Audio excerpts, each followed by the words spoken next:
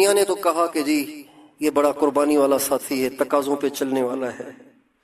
دنیا نے تو کہا کہ بھائی سبق بڑا اچھا پڑھا لیتا ہے۔ دنیا نے کہا تقریر بڑی اچھی کر لیتا ہے۔ دنیا نے کہا درس بڑا اچھا دیتا ہے۔ دنیا نے کہا درد بہت ہے اس میں۔ دنیا نے کہا نیک بہت ہے۔ دنیا نے کہا بزرگ بہت بڑا ہے۔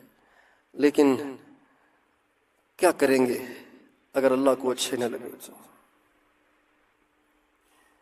ایک لڑکا جب ایک اسٹوڈنٹ طالب علم جب پرچہ دیتا ہے نا تو اس کو پتا ہوتا ہے کہ میں صحیح جواب لکھ رہا ہوں یا غلط جواب لکھ رہا ہوں،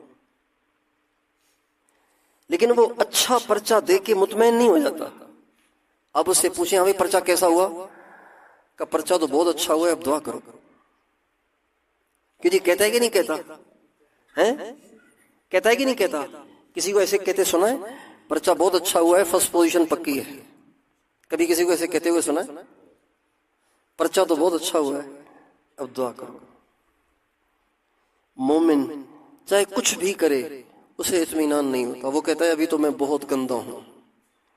آپ فضائل اعمال کتاب کو غور سے پڑھیں گے تو حضرت شیخ الحدیث قطب الاقطاب مولانا محمد زکریا صاحب رحمۃ اللہ علیہ جگہ جگہ اپنے آپ کو اتنا برا بھلا کہتے ہیں کہ پڑھنے والے سے وہ الفاظ بھی نہیں پڑھے جاتے، اتنا برا بھلا کہتے ہیں اپنے آپ کو فضائل اعمال میں۔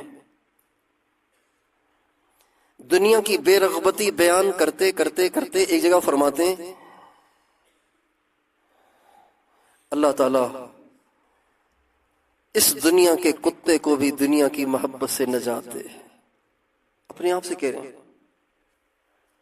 فضائل رمضان میں افطاری کے وقت دعاؤں کی قبولیت کے عنوان کے ختم پہ فرماتے ہیں یاد آ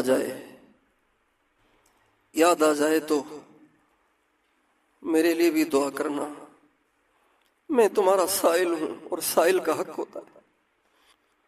اللہ تعالیٰ ان کی قبر پہ کروڑوں رحمتیں نازل فرمائے۔